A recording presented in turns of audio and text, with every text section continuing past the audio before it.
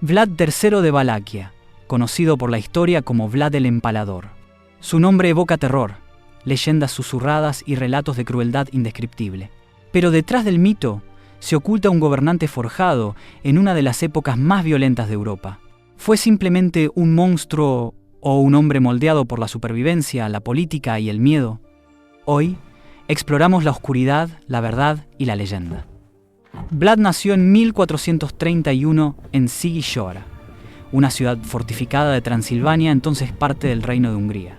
Aunque nació allí, su familia pertenecía al linaje noble de Valaquia, un principado al sur de los Cárpatos conocido por su inestabilidad política y sus constantes conflictos con potencias vecinas, especialmente con el Imperio Otomano.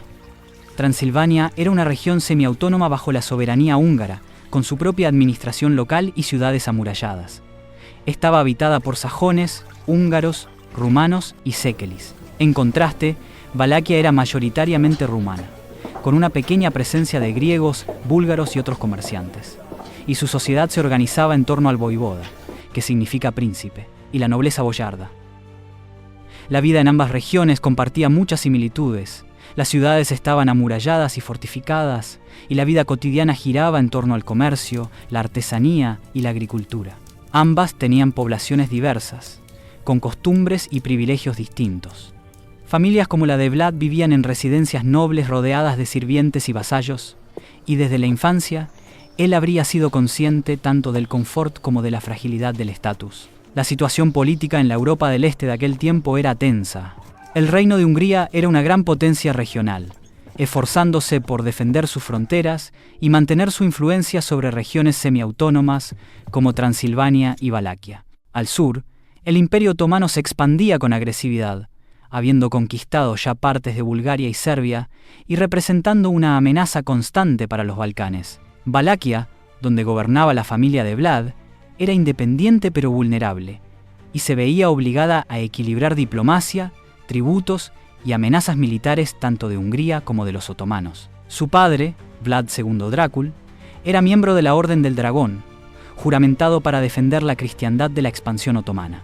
Esta constante tensión, atrapado entre dos poderosos vecinos y un equilibrio político precario, moldeó la visión del mundo de Vlad desde sus primeros años, inculcándole un instinto de supervivencia en un mundo definido por la lealtad, la traición y la violencia. En 1442, Vlad y su hermano menor Radu fueron tomados como rehenes por el sultán Murad II, gobernante del creciente Imperio Otomano. Aunque Valaquia no formaba parte del imperio, era un principado vecino de gran importancia estratégica. Los otomanos buscaban asegurar la lealtad del padre de Vlad, Vlad II Drácul, garantizando que pagara tributo y no se aliara con Hungría. Mantener a sus hijos cautivos era una forma de garantizar su obediencia y de advertirles sobre las consecuencias de la rebelión. Durante estos años, Vlad, de unos 11 años, y Radu, de alrededor de 7, vivieron en la corte otomana de Edirne, rodeados de riqueza, esplendor y la estricta disciplina del entorno del sultán. Vlad fue testigo del entrenamiento de los soldados, de la administración del imperio y de las elaboradas ceremonias cortesanas. Pero la vida allí también estaba llena de peligro y miedo. La corte era un lugar de intrigas, donde la traición podía significar la muerte. Vlad vivía constantemente consciente de su posición precaria, aprendiendo a moverse entre la política compleja y a sobrevivir en un entorno extranjero. Mientras Radu se adaptó y llegó a ganarse el favor del sultán, Vlad permaneció desconfiado, volviéndose severo, calculador y profundamente consciente de las consecuencias de la deslealtad. Aquellos años formativos le inculcaron la convicción de que la supervivencia exigía dureza y vigilancia constante. Al mismo tiempo, Europa era un continente en conflicto. El Imperio Otomano seguía expandiéndose, el papado impulsaba cruzadas fallidas y las potencias regionales competían sin descanso por el control del territorio. La juventud de Vlad estuvo marcada por ese choque de imperios e ideologías. En 1456, a los 25 años, Vlad recuperó el trono de Valaquia. La estrategia otomana de haberlo retenido como rehén en su infancia no surtió el efecto esperado. Vlad inició su reinado sin lealtad alguna hacia los otomanos. Heredó una tierra marcada por la corrupción, la anarquía y la amenaza constante. Para imponer su autoridad, recurrió al terror. Los nobles sospechosos de traición fueron ejecutados o forzados a realizar duros trabajos en su fortaleza de Ponari. La empalación se convirtió en su método característico, dejando a las víctimas agonizar y morir a la vista del público. Al mismo tiempo, reformó la administración y la recaudación de impuestos. Reforzó las fortificaciones y organizó milicias locales para proteger las fronteras. Sus castigos estaban cuidadosamente diseñados para infundir miedo y desalentar la desobediencia, mientras su gobierno buscaba restablecer el orden y la autoridad central. Aunque brutal, este tipo de castigos no era ajeno a la Europa de su tiempo. En Inglaterra, los traidores eran ahorcados, destripados y descuartizados. En Francia, se utilizaba la rueda, pero en el caso de Vlad, la escala, la teatralidad y su participación personal fueron excepcionales, generando un impacto psicológico que se extendió por toda Europa y consolidó su reputación como un gobernante que combinaba ley, terror y estrategia. El Principado había estado asolado por la inestabilidad política, con facciones rivales de boyardos compitiendo por el poder, a menudo apoyadas por Hungría o los otomanos. Su reinado se caracterizó por una disciplina férrea y una brutalidad calculada, destinadas a estabilizar Valaquia y restaurar el orden en una región constantemente amenazada tanto por enemigos externos como por la disidencia interna. En 1462, el sultán Mehmed II, conquistador de Constantinopla, invadió Valaquia. Superado en número, Vlad emprendió una guerra de guerrillas. Incendió los campos, envenenó los pozos y atacó en incursiones nocturnas. El ejército otomano se encontró con lo que pronto se convertiría en una leyenda: el Bosque de los Empalados. Miles de prisioneros exhibidos como una advertencia macabra. A lo largo del continente, otros gobernantes también libraban guerras brutales, demostrando que la violencia era, en aquella época, una herramienta de supervivencia y poder. Durante un breve tiempo, Europa lo celebró como un defensor de la cristiandad, pero sus métodos extremos generaron incomodidad entre sus aliados.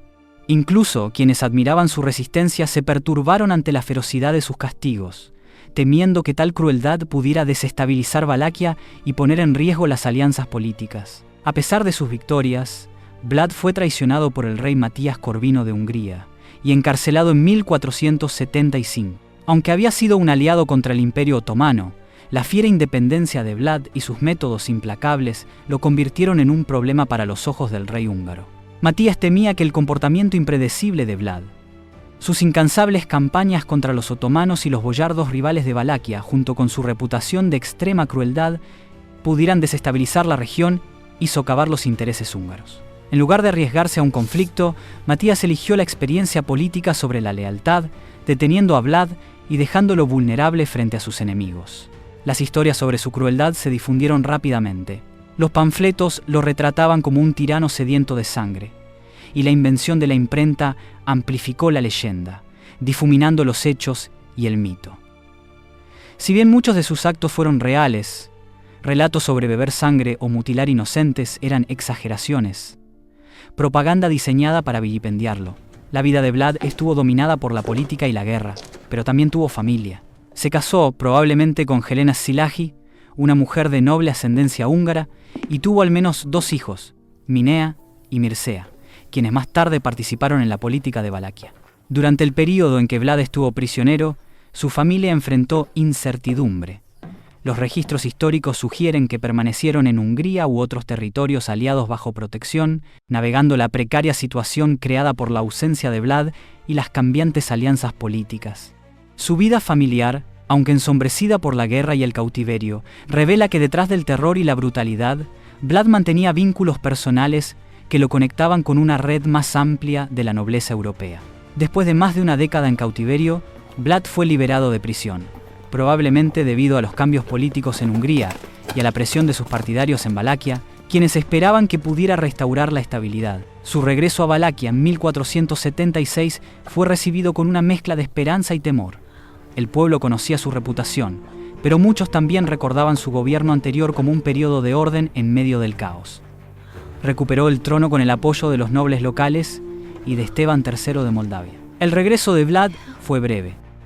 Murió en combate cerca de Snagov, al norte de Bucarest, enfrentando a las fuerzas otomanas y posiblemente a enemigos internos, en diciembre de 1476, a los 45 años. Su cabeza fue enviada a Constantinopla como prueba de su muerte, y su cuerpo nunca se recuperó de manera definitiva, aunque algunos relatos sugieren que fue enterrado en el monasterio de Snagov o en el monasterio de Comana. Tras su muerte, Valaquia cayó en un periodo de inestabilidad. Los reclamantes rivales y las facciones internas lucharon por el control, mientras los otomanos continuaban ejerciendo influencia sobre el principado. Sin una autoridad clara, los desafíos del liderazgo en una región atrapada entre imperios se hicieron evidentes, demostrando que la supervivencia de Valaquia dependía de un gobierno implacable y de la astucia política, una dura realidad que Vlad había comprendido muy bien. Su muerte marcó el fin de una era de confrontación directa con los otomanos, pero la memoria de su reinado continuó moldeando la política y la memoria colectiva de la región. El legado de Vlad el Empalador es horrible y complejo a la vez. Atemorizó a sus enemigos, castigó a nobles desleales y defendió su principado con una crueldad extraordinaria, pero también fue un hombre que navegaba en un mundo violento, donde poder, supervivencia y miedo eran inseparables. Su nombre completo refleja su herencia y reputación: Vlad III de Pech, que significa Vlad el Empalador, y también conocido como Vlad Drácula, que literalmente significa hijo de Drácul, en referencia a su padre, Vlad II Drácul. Cada parte de su nombre cuenta una historia de linaje, poder y temor. Los europeos difundieron historias que amplificaban su terror, mientras que los rumanos lo recuerdan como un estricto defensor de la ley y protector de la independencia. La imprenta y los panfletos extranjeros exageraron su crueldad, contribuyendo a la leyenda que inspiraría la figura literaria de Conde Drácula, inmortalizada en la novela de Bram Stoker en 1897. Los historiadores lo ven como un gobernante, cuyos métodos fueron extremos incluso para su época, un hombre cuya vida se situó en la delgada línea entre la historia y el mito. Vlad el Empalador sigue siendo una figura de oscuridad, un gobernante cuyas acciones, crímenes y estrategias continúan desafiando nuestra comprensión de la moralidad, el poder y la supervivencia en una época brutal. Su influencia perdura tanto en la investigación histórica como en la cultura popular, recordándonos cómo el miedo, la leyenda y la historia pueden entrelazarse y dejar una huella duradera en la memoria colectiva. A la sombra de la historia, Vlad el Empalador perdura. Un hombre de carne y hueso, cuya historia se convirtió en leyenda, recordándonos que el pasado nunca está lejos de los miedos y fantasías del presente.